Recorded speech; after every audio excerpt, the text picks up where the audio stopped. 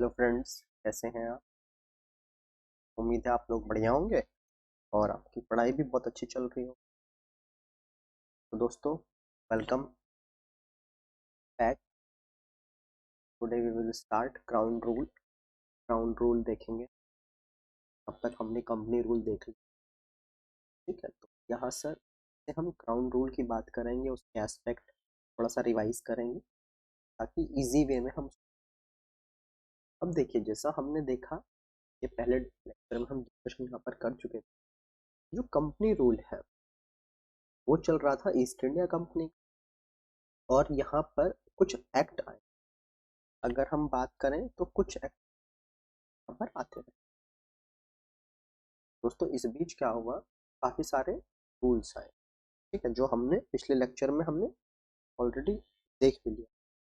ठीक है, कई रूल हमारे बीच में आए जो उनको रेगुलेट करने के लिए। ठीक है, किस किस तरह से वहाँ उनका रेगुलेशन होगा, वो सब चीज़ें वहाँ पर आई। ठीक है, अब उससे आगे हम बढ़। उसके बाद क्या हो गया, यहाँ पर रिवोल्ट हो गया।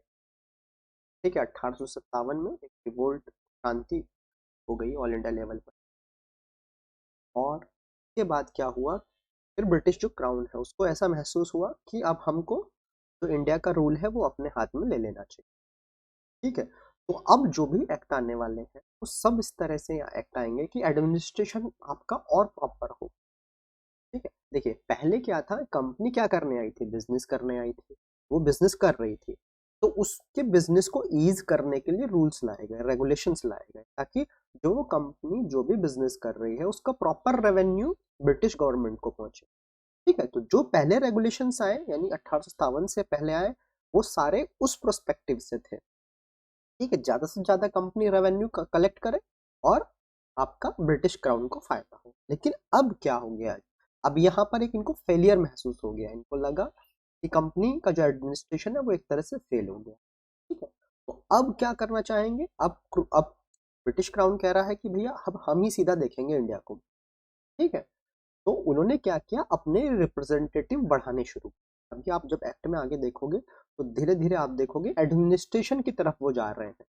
ठीक है, तो यहाँ पर बिजनेस से ज्यादा एडमिनिस्ट्रेशन की तरफ वो बढ़ते हुए दिखाई आपको देंगे। ठीक है, और उसी तरह से बाद में उनका एडमिनिस्ट्रेशन एंड भी हो जाएगा, वो भी हम देखें। ठीक है, तो यहाँ पर क्राउन रूल आ गया, यानी सीधा क्वीन जो है अब वो उनके एडमिनिस्ट्रेशन में सीधा सीधा सब चीजें देखी जाए। ठीक है, तो एक के बाद एक अब हम डिस्कशन करेंगे सारे के सारे जो उससे रिलेटेड एक्ट आए। ठीक है, अब आगे बढ़ते हैं पहले एक्ट के। देखिए, वही मैंने चीज यहाँ पे दोबारा से लिख दी। कंपनी रूल था, रिवोल्ट हुआ, गवर्नमेंट ऑफ इंडिया एक्ट आया, क्राउन रूल शुरू हो गया। ठीक है, अब देखिए गवर्नमेंट ऑफ इंडिया एक्ट आया 1857 में क्रांति हुई और 1858। ठीक है, क्लियर है। नहीं तो चार्ट आपको पता है, चार्टर एक्ट हर 20 साल पर चल ही रहे थे। लेकिन अब यहाँ पर सीरियसली लग गया ब्रिटिश गवर्नमेंट को कि नहीं भैया अब हमें ही अपना देखना पड़ेगा कुछ। ठीक, तो अब इन्होंने यहाँ देखिए क्या किया, आते ही सबसे पहले वेल गवर्नमेंट को खत्म, सीओडी और बीओडी का की एंडिंग हो। ठीक है भैया, ना आप सीओडी रहेंगे और ना बीओडी रहेंगे। ठीक है, क्लियर है। कंपनी रूल का यहाँ खत्म और क्राउन रूल, यानी क्वीन अब भी कभी क्या बन गई है, मोनार्क बन गई। ठीक है, अब मोनार्क बन गई। और गवर्नर जनरल जो इंडिया है अब उसकी पोस्ट को खत्म करके वाइस राय ऑफ इंडिया बना दिया। तो पहले वाइस राय ऑफ इंडिया कौन हो गए, लॉर्ड कैनिंग हो। क्लियर है, ओके। और इनको एक एग्जीक्यूटिव काउंसिल दे दी गई। देखिए वहां भी एक काउंसिल थी हमारे पास, अगर पहले एक्ट्स में हम देखें तो वहां पर भी काउंसिल, वहां पर भी एक काउंसिल। अब एक नया ऑफिस यहाँ पर गया, सेक्रेटरी ऑफ स्टेट। क्लियर है, सेक्रेटरी ऑफ स्टेट यहाँ पर एक नई पोस्ट क्रिएट कर दी गई।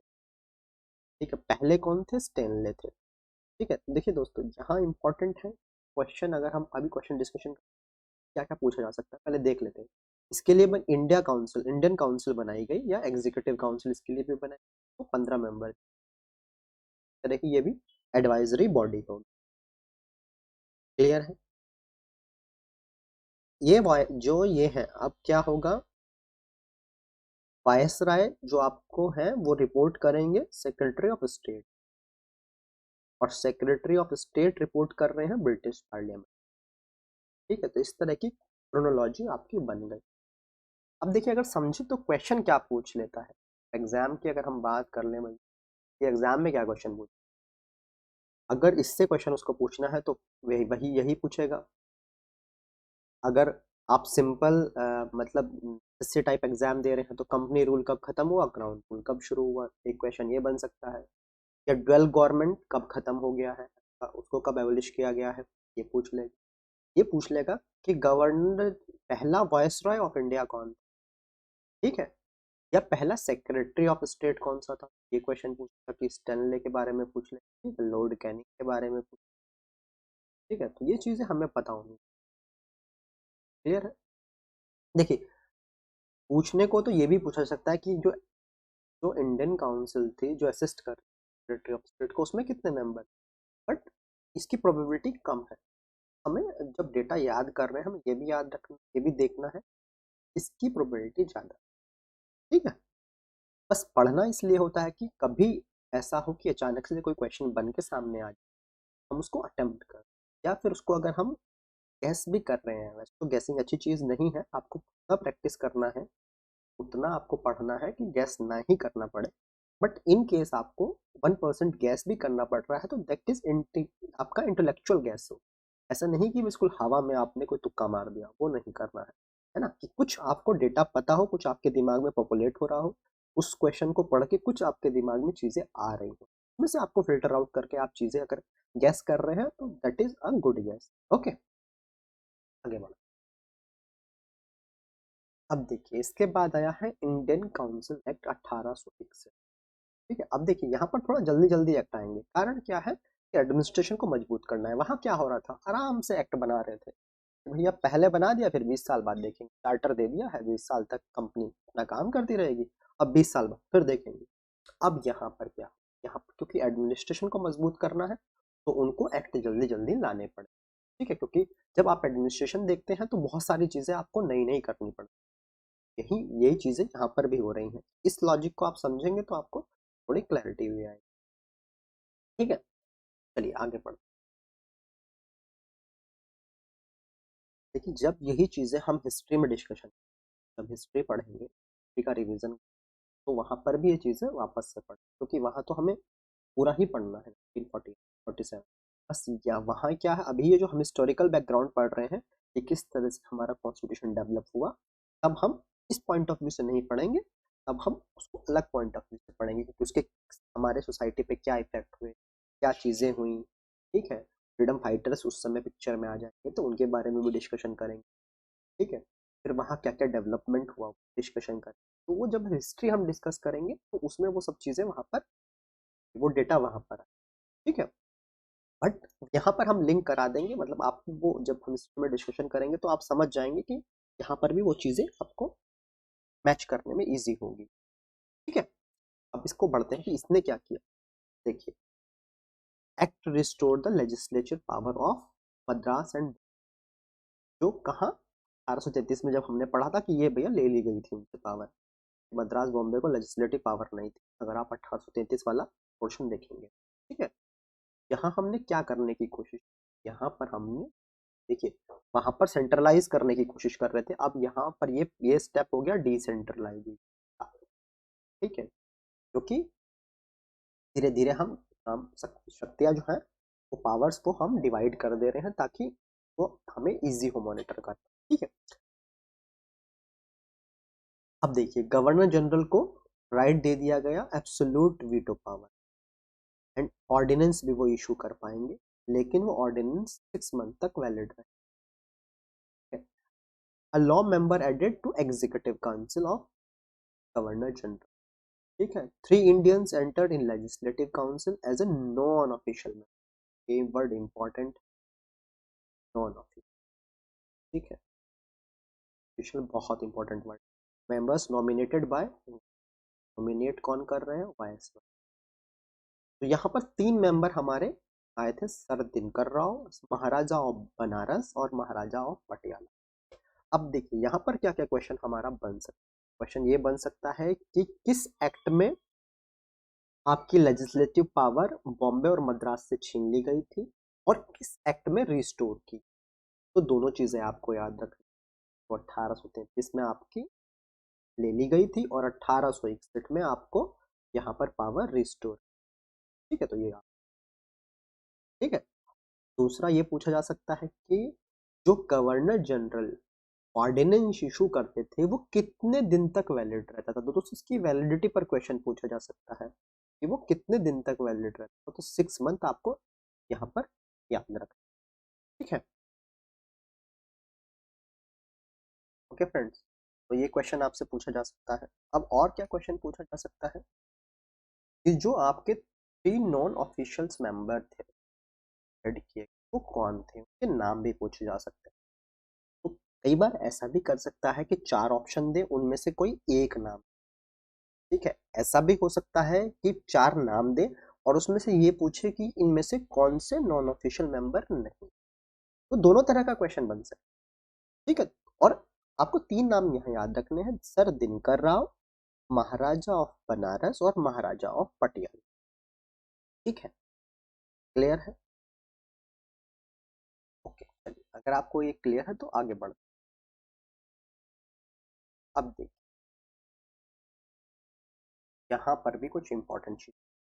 Viceroy was given power to make rules and orders for convenient transaction business and council. Okay, ये अब वायसराय को भी पावर दे दी गई कि वो अपनी कन्वीनियंस के हिसाब से रूल बना सकता है। ठीक है, अब जो लॉर्ड कैनिंग है उन्होंने इंट्रोड्यूस किया पोर्टफोलियो। ठीक है, तो कैबिनेट सिस्टम इन इंडिया की एक फाउंडेशन। अब क्वेश्चन दोस्तों ये बहुत बार पूछा जाता है। पोर्टफोलियो सिस्टम का मतलब है जैसे हमारा डिपार्टमेंट हो, हिस्ट्रीज हो गई। ठीक है, कि आपको गृह मंत्रालय दे दिया, आपको मत्स्य पालन का, या फिर आपको वुमेन चाइल्ड दे दिया, या आपको डिफेंस दे दिया, इस तरह का मतलब पोर्टफोलियो सिस्टम बेसिक। ठीक है, तो ये लॉर्ड कैनिंग ने इंट्रोड्यूस, और इस पर दोस्तों बहुत बार क्वेश्चन ऑलरेडी एग्जाम्स में पीसीएस वगैरह में तो पूछा जा चुका। ठीक है, और इस तरह के क्वेश्चन की प्रोबेबिलिटी ज़्यादा होती है कि आपसे क्वेश्चन पूछे जाए। ठीक है, तो इस तरह की चीज़ें आप बार बार रिवाइज कीजिए। ठीक है, ताकि आप, क्योंकि होगा क्या देखिए, आप बहुत सारा डेटा पढ़ेंगे। आपने लॉर्ड कैनिंग पढ़ा, आप लॉर्ड विलियम हेस्टिंग्स पढ़ा, और भी आप बहुत सारे पढ़ने वाले, जेम्स फोर्ड पढ़ेंगे, मिंटो पढ़ेंगे, और भी बहुत सारे, कॉर्नवालिस पढ़ेंगे। तो होगा क्या, जब एग्जाम में आएगा वो सारे नाम आपको पढ़े हुए महसूस होंगे। तो अब आपको क्या है, आप क्लिक नहीं कर पाए। क्लिक करने का तरीका यही है कि आप थोड़ा सा, तो इस तरह की बारीकियां हैं। ठीक है, जब हम हिस्ट्री में डिस्कशन करेंगे तो वहां पर हम देखेंगे कि वहाँ वायसराइज वाइज भी देखेंगे इसने क्या किया। ठीक है, डिटेल में वहाँ हम पढ़ेंगे, और वहाँ क्रोनोलॉजी में भी पढ़ेंगे, क्योंकि पीसीएस वगैरह में क्रोनोलॉजी पे क्वेश्चन भी, ये पहले कब आया, ये यहाँ भी पढ़ेंगे हम जब आगे एक्ट्स वगैरह पढ़ेंगे, तो उसमें भी हम चीज़ें कई क्रोनोलॉजी में देखेंगे। ठीक है, तो वो क्वेश्चन भी पूछे जाते हैं। तो होप ये वाला पोर्शन आपको समझ आया। अब मैं आगे बढ़ रहा हूँ। चलिए देखिए, अब आ गया है अगला। ठीक है, 1892।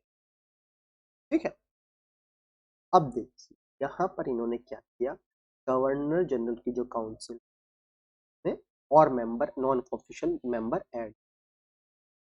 ठीक है, उसका दायरा और बढ़ा दिया। अब देखिए, ऑफिशियल मेजोरिटी अभी भी मेंटेन रखी गई है। 2/5 new members were non official. ठीक है, तो उन्होंने बता दिया कि 5 में से भैया 2 मेंबर आपके नॉन ऑफिशियल्स। क्लियर है?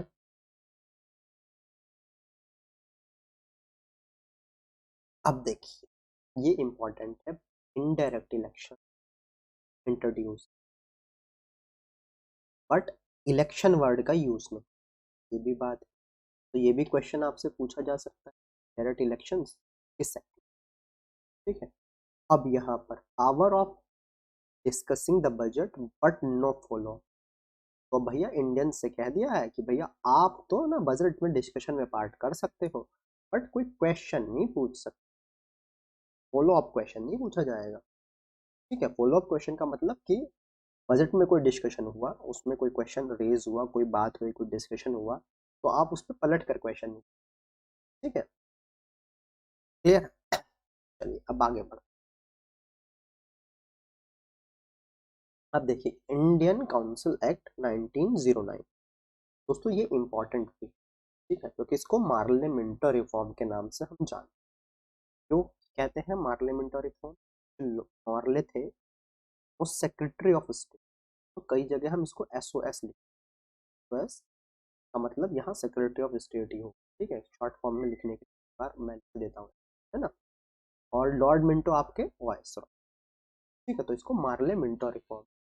कभी हम इस तरह का लिख रहे हैं तो पहले हम सेक्रेटरी ऑफ स्टेट लिखेंगे, उसके बाद वॉइस रॉय। अगर आगे भी मैं हो सकता है डायरेक्ट ऐसा कुछ टर्म यूज कर दूं, तो डायरेक्टली इसका मतलब यही होगा कि पहले जो लिखा है सेक्रेटरी ऑफ स्टेट है, दूसरा वॉइस रॉय। वैसे मैं मेंशन हर बार कर दूंगा, बट इन केस किसी कारण से छूट गया तो आप समझ लीजिए, ठीक है। अब देखिए size of legislature council at centre and provinces और सिग्निफिकेंटली, ठीक है, तो सेंटर पे भी जो लेजिस्लेटिव काउंसिल है और प्रोविंसेस में भी जो है उसमें इजाफा कर दिया, तो बढ़ा दिया गया, ठीक है। अब देखिए जो गवर्नर जनरल है उसकी जो काउंसिल के मेंबर है वो 16 से 60 कर दिया। देखिए कितना बड़ा जंप है, कितना इंक्रीमेंट कर दिया, कहाँ पहले 16 थे और कहाँ इन्होंने सीधा 60 की बात कर। क्लियर है। अब देखिए देखिए ये 1909 तो बहुत इंपॉर्टेंट, जब हम हिस्ट्री में इस चीज को पढ़ेंगे तो एक अलग ढंग से पढ़ेंगे, अलग एंगल से पढ़ेंगे, ठीक है। बहुत सारी चीजें 1909 से पहले हुई हैं, ठीक है।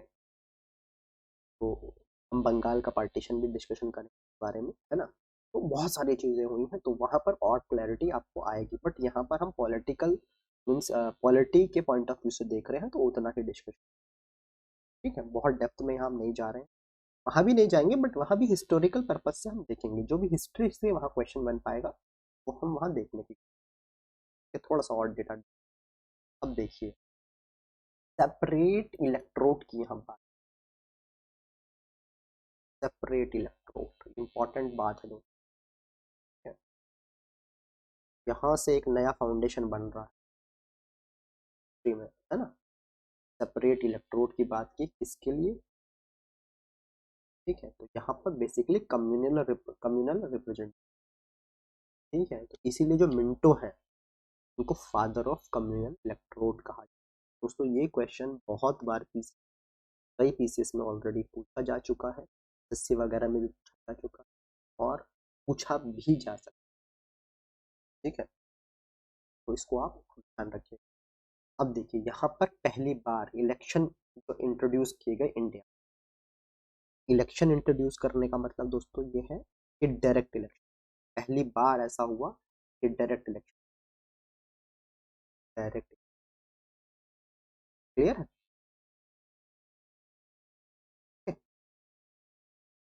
अब जहाँ इंडियंस हैं तो अलाउ कर दिया गया एग्जीक्यूटिव काउंसिल को, वहां पर भी उनका अपॉइंटमेंट हो सकता है, ठीक है। और देखिए सत्येंद्र प्रसाद सिन्हा जी, ठीक है, ये पहले इंडियन बने जिन्होंने वॉइसरॉय की एग्जीक्यूटिव काउंसिल। तो दोस्तों ये एक इम्पॉर्टेंट क्वेश्चन बन जाता है आपके एग्जाम पर, ठीक है। क्वेश्चन क्या बन सकता है कि पहले भारतीय जो वॉइसरॉय की एग्जीक्यूटिव काउंसिल में अपॉइंट, तो वो कौन थे, सत्येंद्र प्रसाद सिन्हा जी। दूसरा क्वेश्चन ये पूछा जाता है सत्येंद्र प्रसाद सिन्हा जी वॉइसरॉय की एग्जीक्यूटिव काउंसिल में अपॉइंट हुए किस एक्ट में, ऐसा हुआ कि इंडियंस को अलाउ किया गया एग्जीक्यूटिव काउंसिल वाइसरॉय। समझ गए क्वेश्चन किसी भी तरह से। अभी हम एक्ट के अंडर में पढ़ रहे हैं तो हमसे वो क्वेश्चन नहीं, और किस एक्ट में वो आया वो क्वेश्चन पूछा जाता है। ये भी पूछा जा सकता है कि फर्स्ट इलेक्शन जो डायरेक्ट इलेक्शन है वो कब इंट्रोड्यूस, सेपरेट इलेक्ट्रोड कब इंट्रोड्यूस, और 1909 में किसके लिए, मुस्लिम्स के लिए। ये क्वेश्चन भी आपका हमारा पूछा जा सकता है। होप ये वाली क्लैरिटी आपको यहाँ पर आई होगी, ठीक है। चलिए आगे बढ़ते हैं। अब देखिए यहाँ पर councils were given the right to discuss any matter, move resolution on budget and ask question with supplementary question but not have right to vote. अब देखिए अभी हम पीछे पढ़ के आए हैं, क्या पढ़ के आए हैं, हमने पढ़ा कि भैया आप सप्लीमेंट्री क्वेश्चन नहीं पूछ सकते, डिस्कशन तो कर सकते थे, ठीक है, लेकिन अब इन्होंने यहाँ अलाउ कर दिया, आप भैया ठीक है रिजोल्यूशन भी दे सकते हैं बजट में, डिस्कस भी कर सकते हैं और भैया सप्लीमेंट्री क्वेश्चन भी पूछ सकते हैं।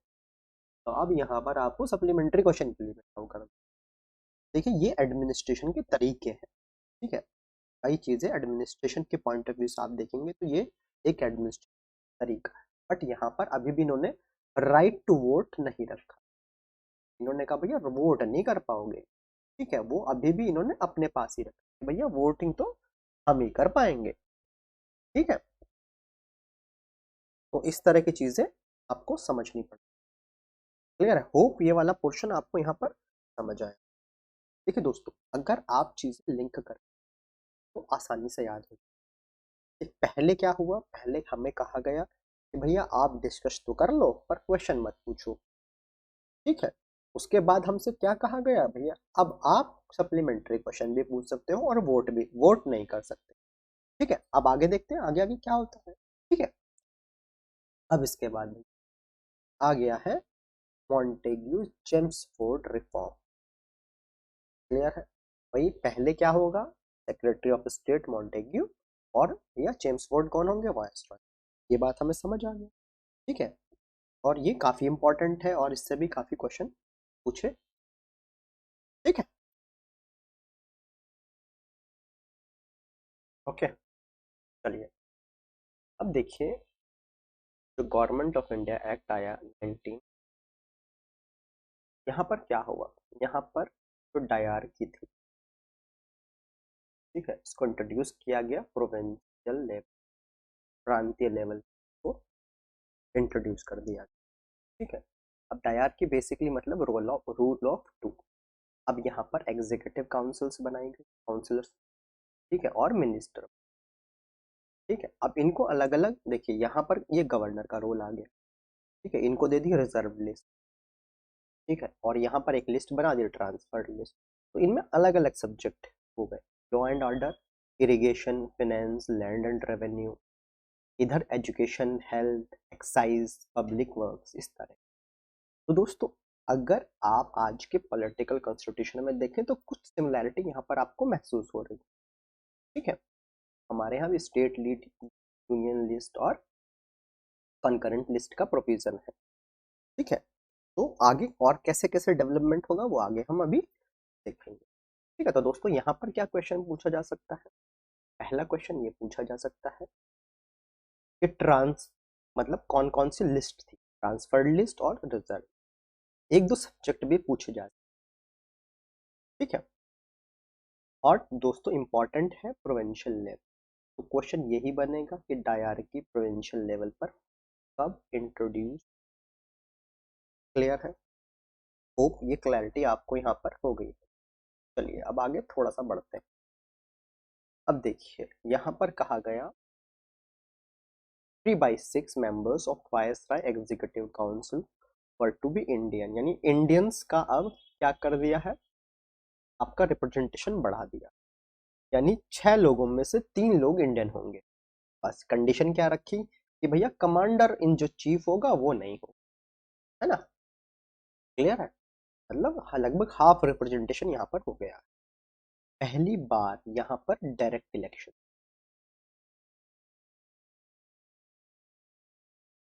इंडिया में, ठीक है, तो यहाँ पर डायरेक्ट इलेक्शन की बात की गई थी, क्लियर है। जो पहले था इससे पहले हमने देखा था वो इनडायरेक्ट इलेक्शन था, हो सकता है शायद हमने वहां पर डायरेक्ट, इनडायरेक्ट इलेक्शन, ये था आपका इनडायरेक्ट इलेक्शन, गलत हमने लिखा इनडायरेक्ट, ठीक है, और यहाँ पर हमारा डायरेक्ट इलेक्शन, क्लियर है दोस्तों, ठीक है, थोड़ी थोड़ी गलतियां हो जाती हैं डेटा पॉपुलेशन में, तो यहाँ पर डायरेक्ट इलेक्शन हो गया और यहाँ पर आपका वहां पर इनडायरेक्ट इलेक्शन, क्लियर है। तो दोस्तों यही हमें प्रैक्टिस करना है। हमें प्रैक्टिस क्या करना है, रिवाइज करके हमें प्रैक्टिस यही करना है कि ये गलतियां हमारी ना हो। एग्जाम में यही इसी तरह के क्वेश्चन पूछ, बहुत कंफ्यूजन हो जाता है। तो ये कंफ्यूजन कैसे दूर होगा, ये कंफ्यूजन होगा जब आप बार बार रिवाइज करें, तो पढ़ेंगे बार बार। आप क्रोनोलॉजी में चीजें लिखिए और उनको पढ़ना शुरू कीजिए, ठीक है, तो आप क्वेश्चन प्रॉपर कर पाए। क्लियर है। अब देखिए, सेपरेट इलेक्ट्रोड की बात हमने पहले कर ली थी, लेकिन यहाँ पर उसको एक्सटेंड किया। ठीक है, मुस्लिम्स के लिए ऑलरेडी सेपरेट इलेक्ट्रोड हमारा हो गया था पिछले वाले एक्ट में। अब यहाँ पर उसको एक्सटेंड किया गया और कम्युनिटीज के लिए, सिख हो गए हैं, क्रिश्चियंस, यूरोपियंस, एंग्लो इंडियन। तो सेपरेट इलेक्ट्रॉन का यहाँ एक तरह से एक्सटेंड हो गया। क्लियर है, क्लियर है दोस्तों।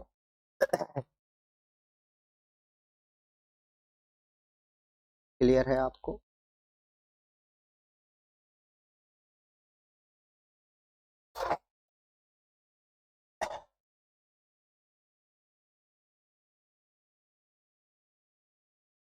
चलिए अब आगे देखते हैं।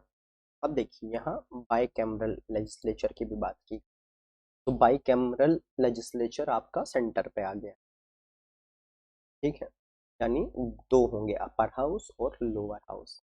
ठीक है, इसको बोलेंगे काउंसिल ऑफ स्टेट और इसको बोलेंगे सेंट्रल लेजिस्लेटिव असेंबली। क्लियर है। अब देखिए अपर हाउस में जो है वो होंगे आपके 60 मेंबर, उनसे 26 नॉमिनेटेड होंगे, 34 इलेक्टेड। और 34 में भी आपका देखिए एक सिख हो गया, 20 जनरल हो गए, 10 मुस्लिम्स और 3 यूरोपियन। तो देखिए क्लियर है। और देखिए यहाँ पर लोअर हाउस में 145 मेंबर होंगे, 41 नॉमिनेटेड, 104 इलेक्टेड। नॉमिनेटेड में 26 ऑफिशियल और 15 नॉन ऑफिशियल। क्लियर है। 104 में 52 जनरल, 30 मुस्लिम्स, 2 सिख और 20 स्पेशल। क्लैरिटी यहाँ तक है आपको। क्लियर है। अब देखिए क्या क्या समझे, एक अगर रिकैप देखें, डायरकी कहाँ इंट्रोड्यूस की गई, प्रोविंशियल लेवल पर, और सेंट्रल लेवल पर हमारा बाइकैमरल। दोनों इंपॉर्टेंट है और दोनों इसी एक्ट में है। क्लियर है। देखिए ये आपको एक रफली बताया गया है ना, मतलब रफली का मतलब आपको इसमें ऐसा नहीं कि एक एक चीज एग्जैक्टली याद करना। बेसिक क्या याद करना है, याद ये करना है कि बाइकैमरल लेजिस्लेचर बना, इसमें अपर हाउस और लोअर हाउस हुए, 60 एक में मेंबर थे, एक में 145। क्या याद रखना है, नंबर यहाँ याद नहीं रखना कि कुछ नॉमिनेटेड मेंबर थे, कुछ इलेक्टेड। इलेक्टेड में भी ये याद रखना है कि एक नंबर याद नहीं रखना है कि सिख भी थे, जनरल भी थे, मुस्लिम भी थे और यूरोपियन। इसी तरह से यहाँ पर ऑफिशियल नॉन ऑफिशियल, मतलब एक जनरलाइज्ड ओवरव्यू याद होना चाहिए। तो हो सकता है स्टेटमेंट में कोई क्वेश्चन आपको कि भैया जो आपका सेंट्रल लेजिस्लेचर था उसमें जो आपका लोअर हाउस था या सेंट्रल लेजिस्लेटिव जो असेंबली थी, उसमें जो नॉमिनेटेड मेंबर थे वो ऑल ऑफिशियल थे, ऑल ऑफिशियल्स मेंबर। दोस्तों ये स्टेटमेंट गलत हो जाएगा क्योंकि नॉन ऑफिशियल भी, क्लियर। या फिर ये पूछ लिया कि उसमें 50% नॉन ऑफिशियल थे, तो ये भी गलत हो जाएगा। तो थोड़ा रेशियो मतलब आपको ये पता होना चाहिए कि हाँ कुछ था, एक ज्यादा थे और एक कम थे, ऐसा थोड़ा सा याद रखेंगे, क्योंकि एग्जैक्ट नहीं पूछेगा कि 26 नंबर थे, 15 नंबर थे। और अगर इस तरह का क्वेश्चन पूछ रहा है कि 26 और 15 है, तो वो भी आप थोड़ा इंटेलेक्चुअल गैस करेंगे तो आप कर पाएंगे। क्लियर है। इस तरह के क्वेश्चन एग्जाम में बनते हैं, इस तरह का ही बनाने की एग्जामिनर कोशिश करते हैं, जहां पर आपको थोड़ा सा वो क्योंकि आपको लगेगा कि हाँ भैया थे ऑफिशियल थे नॉन ऑफिशियल थे, तो आपको लगेगा 50-50 तो आपको निपटा देगा वहां पे, है। तो 50-50 मेंबर नहीं, एक में ऑफिशियल ज्यादा मेंबर थे, नॉन ऑफिशियल। और कैसे याद, मतलब आप इसको कैसे याद रखोगे, आप ये ऐसा याद रखोगे कि आपका जो मैक्सिमम टाइम आपका जो रिप्रेजेंटेशन होगा इंडियंस का वो कम रखेंगे, नॉन इंडियंस का आपका ज्यादा रखेंगे। क्लियर है। देखिए यहाँ पर इक्वल इक्वल कर दिया, यहाँ 3/6 यानी हाफ कर दी है अलग। ठीक है, काउंसिल लेकिन ये क्योंकि काउंसिल काफी हमने पहले बना ली थी, अब उसमें चीजें हो रही हैं, और यहाँ पर तो ये फर्स्ट टाइम बनाया जा रहा है आपका, लोअर हाउस अपर हाउस है, तो शुरू में ही कैसे आपका रिप्रेजेंटेशन ज्यादा है ना। इस तरह का आप लॉजिक थोड़ा सा बनाएंगे और क्लैरिटी से आप क्वेश्चन सॉल्व कर दें। चलिए अगला देखते हैं क्या हुआ। यहाँ पर सेंट्रल पब्लिक सर्विसेज कमीशन बना 1926। क्लियर है, तो आप थोड़ा सा ऐसा याद रखें। क्लियर। दूसरा कॉन्सेप्ट यहाँ पर आया लिमिटेड फ्रेंचाइज। अब इसका बेसिस क्या रहा, लिमिटेड फ्रेंचाइजी का बेसिस रहा प्रॉपर्टी किसके पास है, कौन टैक्स पे कर रहा है, उसका एजुकेशन स्टेटस क्या है, तो इस हिसाब से इन्होंने वो सेलेक्ट। ठीक है, तो सेंट्रल पब्लिक सर्विस कमीशन कब आया, 1906।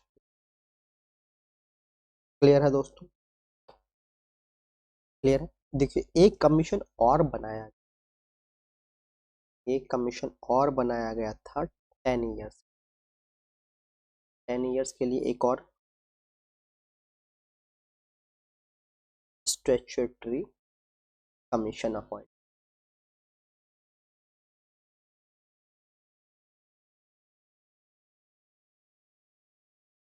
ठीक है, क्यों अपॉइंट किया गया था, क्योंकि एनालाइज करना था उसको, एनालाइज द इम्पैक्ट ऑफ, जो ये हमने सब चीजें की हैं, अब आफ्टर 10 ईयर, अब 10 साल बाद वो बताएगा कि भैया क्या इम्पैक्ट हुआ इसका। ठीक है, क्लियर है।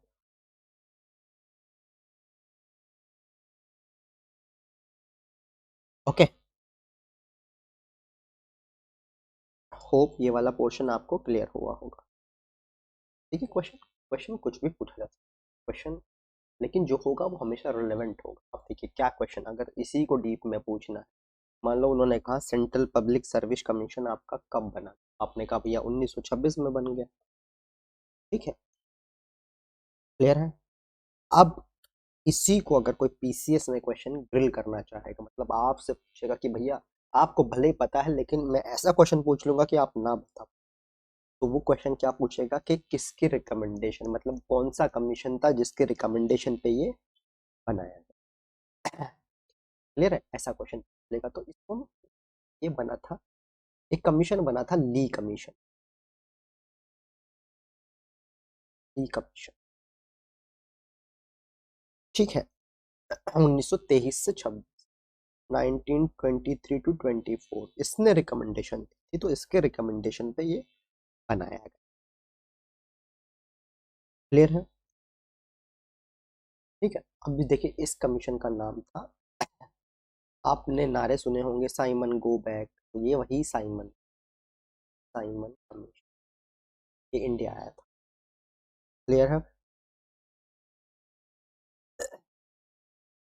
ये जो चेयरमैन थे वो थे आपके सर जॉन साइमन, इन्हीं के नाम पर कमीशन रखते। देखिए आज भी हमारे यहाँ कोई कमेटी बनती है, कोई कमीशन, तो जनरली जो उसका चेयर पर्सन है उसी के नाम पर हम रख देते हैं। ठीक है, और यही चीज़ें ये बेसिकली अंग्रेज भी ऐसा ही करते थे, वो लोग क्या करते थे, वो लोग भी इसी तरह से करते, तो वही चीज़ें हम भी आज भी यूज़ करते हैं। ठीक है, अब देखिए इसका विरोध क्यों, अब विरोध इसलिए किया गया, यहाँ पर ना कोई इंडियंस नहीं, नो इंडियन, तो इस वजह से भैया Simon go back, Simon go back हो गया। ठीक है, खूब नारे लगे Simon go back, Simon go back. Clear है, तो उसमें क्या हुआ ये आपको पता है, वो हम हिस्ट्री में डिस्कशन भी। ठीक है, कोई दुर्घटना हुई वहां पर, और उस वजह से कई चीजें आगे हुई भी है ना, वो भी एक प्रमुख कारण बना कई चीजों, तो वो भी हम हिस्ट्री में जब हम पढ़ेंगे तो वहां पर हम उसका डिस्कशन करें कि वो बेसिकली हिस्टोरिकल इम्पैक्ट की बात कर रहे हैं, यहाँ पर हम जो बात कर रहे हैं वो पॉलिटिकल इम्पैक्ट की बात कर रहे हैं। ठीक है, तो इसलिए ये फेल हो गया। ठीक है, कि कमीशन में एक भी इंडियन को इन्होंने इन्वॉल्व नहीं। क्लियर, क्लियर है दोस्तों। तो दोस्तों ये वाला पोर्शन हम यहाँ साइमन कमीशन तक ही रख रहे हैं। ठीक है, इसके आगे अभी कुछ डेवलपमेंट है और उस डेवलपमेंट के बाद गवर्नमेंट ऑफ इंडिया एक्ट 1935 हम डिस्कशन करेंगे। बट नेक्स्ट लेक्चर में जो अभी हम रखने वाले हैं उसमें हम यहाँ ही से शुरू करेंगे और आगे डिस्कशन करेंगे, इसको ले जाएंगे। तो तब तक आप ये रिवाइज कीजिए, अच्छे से पढ़िए। कोई कंफ्यूजन है या हो सकता है कि मैंने कोई बोलने में गलत डेटा बता दिया हो आपको, तो वो भी आप मुझे कमेंट बॉक्स में बता सकते हैं एंड मैं उसको अगले लेक्चर में करेक्ट करके बता दूंगा। क्योंकि देखिए गलतियाँ किसी से भी हो जाती हैं बताने में कई बार, है ना। बट इट डजेंट मीन कि जो मैं बता रहा हूँ वही करेक्ट है ना। अगर मैंने कहीं गलती की है तो आप मुझे ज़रूर बताइए, आपका वेलकम है ना। हो जाता है कई बार, ऐसा होता है कि गलत डेटा हमने पॉपुलेट कर दिया या मैंने गलती से बता दिया, ऐसा भी हो जाता है ना। तो आप मुझे मेरी कमियां बताइए, मैं उसको अगले लेक्चर में करेक्ट करके आपको बता दूंगा कि यहाँ हमने गलती की थी और ये इसका करेक्ट वर्जन है। ठीक है, देखिए हमारा यहाँ एम क्या है, हम यहाँ क्यों हैं। हम यहाँ इसलिए हैं ताकि जो भी हम रिवाइज कर रहे हैं वो एक इजी मैनर में, एक प्रॉपर अंडरस्टैंडिंग के साथ हम पढ़ें, ताकि हमें वो एग्जाम में कम एफर्ट में रिकॉल हो जाए। हाँ, ठीक है। अब हम इसको एक बर्डन नहीं बनाना चाह रहे कि रिवीजन के भी आप अलग से नोट्स बना के उसको भी बार बार रिवाइज कीजिए। हम इसलिए कोशिश कर रहे हैं कि हम इतने इतने इजी मैनर में आपके सामने चीज़ें प्रोड्यूस करें कि वो आपको बहुत आसानी से याद हो जाए, है ना। ताकि जब, क्योंकि देखिए एग्जाम में क्या है, आप पढ़ कितना ही लीजिए लेकिन अगर आप एग्जाम में रिकॉल नहीं कर पा रहे हैं तो उस पढ़ने का कोई खास बेनिफिट आपको हुआ नहीं, क्योंकि आपने वो क्वेश्चन किया ही नहीं, है ना। तो हमारी जो कोशिश है इस सीरीज के माध्यम से यही है कि हम इजी वे में आपके सामने चीज़ें लाएं, वेल कनेक्ट करें उसको, है ना, ताकि आपको इजी समझ आए। और देखिए कोशिश हम इसलिए कर रहे हैं कि ये इम्पोर्टेंट है, ये इम्पोर्टेंट है क्योंकि देखिए हमारा माइंड ना, हमारी जो माइंड की फिलॉसफी है, तो इसी तरह से जब हम वो चीज़ रेड रेड सिग्नल कर दे तब हमें वो चीज़ दिखाई देती है। तो जब मैं आपके सामने कह दे रहा हूँ कि ये इम्पोर्टेंट है, ये एग्जाम में पूछा जा रहा है, तो आपका माइंड उसको ज़्यादा कैच करता है ना। और कोशिश ये कीजिए कि आप वीडियो पॉज कर लीजिए, कोई डेटा है तो आप उसको कोशिश कीजिए वहीं याद कर लीजिए, है ना, ताकि वो चीज़ आपके लिए रिपीटेटिव ना हो। मतलब ऐसा नहीं कि आपको वही चीज़ें पढ़नी पड़ रही हैं, ताकि आप ये जो पोर्शन है इसको आप कम कर दें और ये वन टाइम हो, है ना। इस तरह से कोशिश कीजिए और बाकी अगले लेक्चर में मिलते हैं और भी चीज़ें डिस्कशन करेंगे। और नेक्स्ट लेक्चर में आपका हम जो प्री कॉन्स्टिट्यूशनल पार्ट है, मीन्स जो जो हिस्टोरिकल डेवलपमेंट है, ये हमारा ख़त्म हम कर देंगे। कॉन्स्टिट्यूंट असेंबली की हम बात करेंगे, कॉन्स्टिट्यूंट असेंबली में क्या हुआ, क्या चीज़ें थी, है ना, क्या क्या फीचर रहे, है ना, उसमें किस किस चीज़ों पर डिबेट हुई। ठीक है, प्रियम्बल भी अगर हमें मतलब हमें अलाउ किया टाइम ने। देखिए वीडियो हम शॉर्ट इसलिए रखना चाह रहे हैं ताकि आप इजीली पढ़ सकें, है ना। कोशिश करेंगे हम प्रियम्बल भी हम डिस्कस कर लें, नहीं तो फिर प्रियम्बल के लिए अगला लेक्चर देखेंगे, है ना। तो जैसा भी हमारा टाइम हमें शूट करेगा हम उस हिसाब से देखेंगे और फिर धीरे धीरे धीरे हम पूरा हम कॉन्स्टिट्यूशन और पॉलिटी हम खत्म कर, है ना। बस आप साथ बने रहिए, पढ़ते रहिए। ठीक है, इसी के साथ मैं आज का लेक्चर एंड करता हूँ। जय हिंद, जय भारत।